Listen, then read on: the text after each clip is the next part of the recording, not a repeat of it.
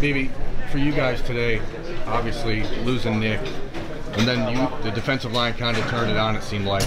Almost similar to Penn State last year, where you guys just decided you're going to take over the game. Did you guys have a moment on the sideline together where you said, hey, we're going to crank it up, or what was the impetus for that?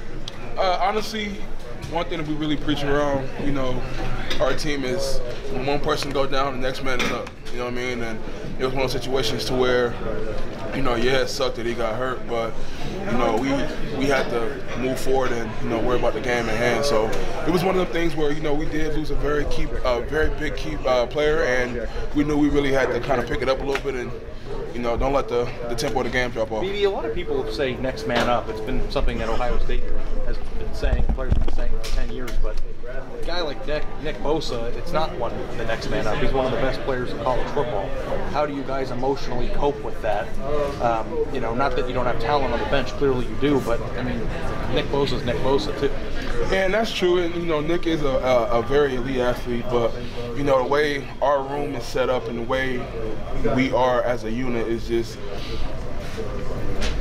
if it comes down to it where somebody has to come in, you got to come in and play, and Coach Johnson never put a guy on the field that's not prepared and ready for, a game like this and to be on the big stage. And it's one of those things where me as a leader and the older guy in the room and Draymond, where we also got to step our game up and pick up the slack. Did you get any word with him, how he's doing? Or no, I really haven't talked to him much about it. When you've been in a fight, your touchdown last year against Indiana, I know it didn't count, but now that we have tape of you in the open field and tape of Draymond in the open field, like who's better with the ball in his hands? Oh, I look better. Oh, of course. That's without a doubt. That's an off question. It's an awful question. If he wins the Heisman Trophy, will you be mad? Because nope, you we're gonna share it. I'm gonna share. I'm gonna engrave my name into the trophy. And why are you better? Are you lighter on your feet or what? I just look better. Look better. Style points. BB, the 93-yard run, what did you see on that play?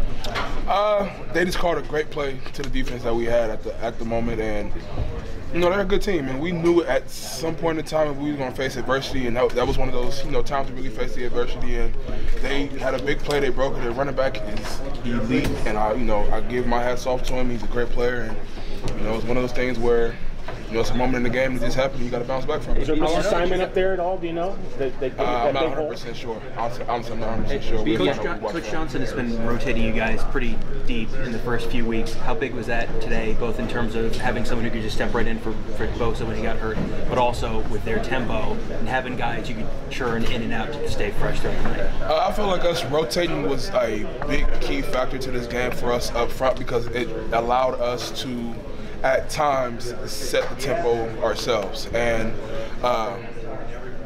they're good at what they do, and that's just what it is. They're good at the tempo. We knew they were a tempo team coming in. We prepped for it all week, and even in practice, we were not prepared for the amount of speed that they had on the tempo plays that they ran in the opening series. But after a while, we really settled down when we started rotating, got a hang of the tempo. I feel like the game started to fall more into our hands.